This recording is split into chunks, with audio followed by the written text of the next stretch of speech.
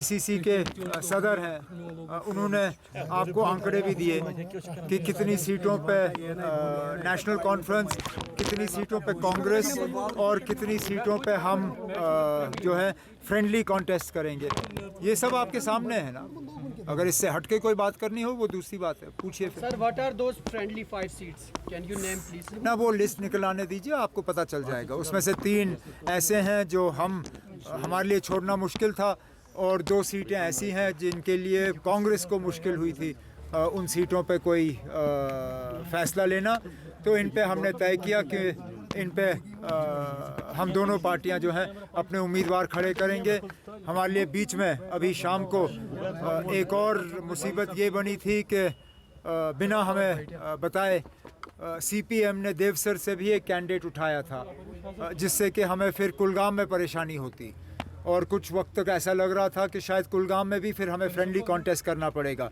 लेकिन फारूक साहब ने अभी तारिगामी साहब से बात की और उनसे गुजारिश की कि देवसर से सीपीएम का कैंडिडेट नहीं उठना चाहिए, जिस चीज़ को तारिगामी साहब ने कबूल किया है। तो अब कुलगाम की सीट भी फिर हम तारिगामी साहब के लिए छोड़ देंगे। उमर साहब, अब तो फैसला हो गया, अब तो कोalition भी हो गया है, तो क्या आप चुनाव लड़ रहे हैं? क्योंकि कल से खबरें आ रही हैं कि आप गांधरबल से चुनाव लड़ रहे हैं। ना, मैं गांधरबल गया था वहाँ किसी को ज्वाइन कराने के लिए।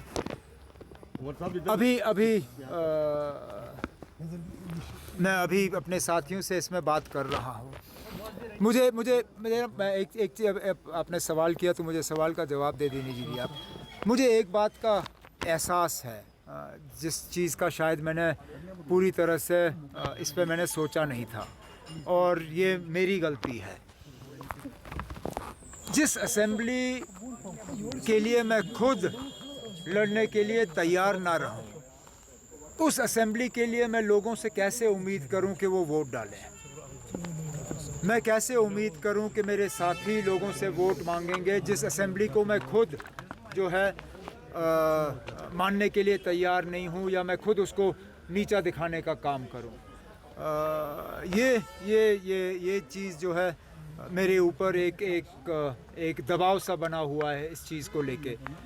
और मैं नहीं चाहता हूं कि लोगों को मैं कोई ऐसा गलत सिग्नल दूं कि मैं लोगों को कहूं कि आप जाओ जी इस असेंबली के लिए वोट दो, लेकिन मैं इस असेंबली को नहीं मानता हूं।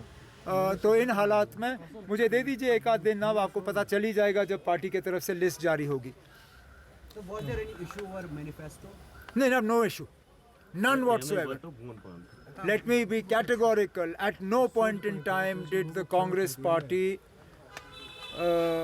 raise any objections to our manifesto. In the initial stages of the discussion at the local level, they had asked whether we would consider some sort of common minimum program.